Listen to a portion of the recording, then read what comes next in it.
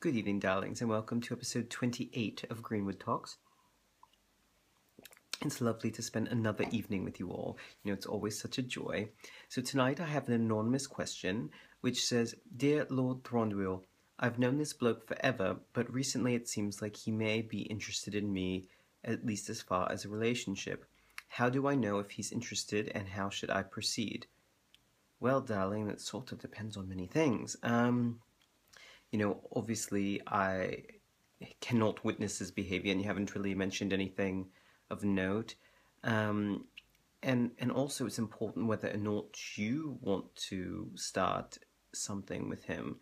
I'm going to assume, since you asked me how to proceed, that you do, although of course if you don't, please send me another message and clarify so that I can give you advice on that, because these are going to be very different things depending on if you do want to pursue something or not. So let's go under the assumption, of course, that you are looking to start some sort of more than friendship with him, let's say.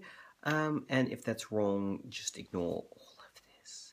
So, it sort of depends on the person what it is that sort of is an indicator of their interest as more than friends. There are some people who are just much more physically expressive or more emotional, and so it can be hard to sort of judge overall what some of these sort of signs can be. As far as some things you might look for, if they get nervous around you, their thoughts aren't very collected, or they seem to sweat, or they're looking around a lot, not looking you in the eye. These can be indicators of some sort of heightened emotional response to you. Now, this could be positive or negative, and it could be interest or not.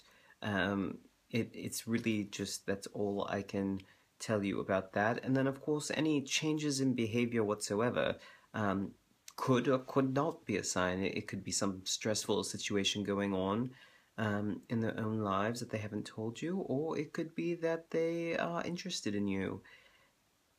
I really think that for most of these things, trying to guess what's going on with another person always sort of leads to, not just is it incredibly complicated to figure out and everybody's different, but sometimes it just leads to more heartache or pain for everyone involved. And honestly, the best thing you can do is to talk to them, which is the hardest, most scary option, of course.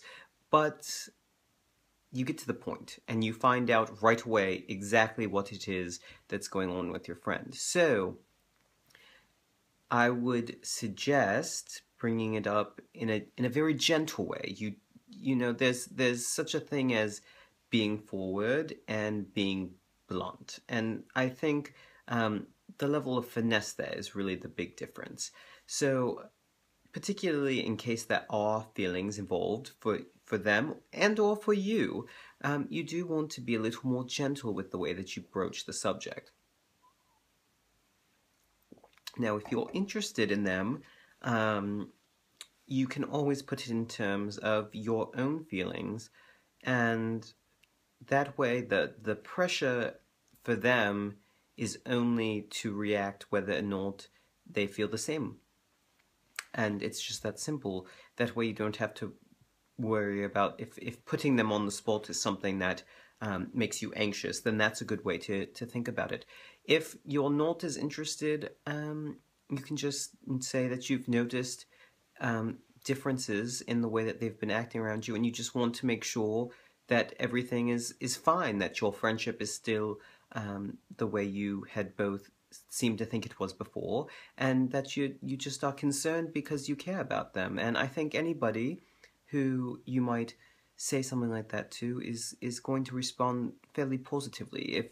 If there's something sort of big going on, it can be hard to talk about that, but it's not going to get any easier by letting time pass either. So I would say have a little liquid courage before you go, darling,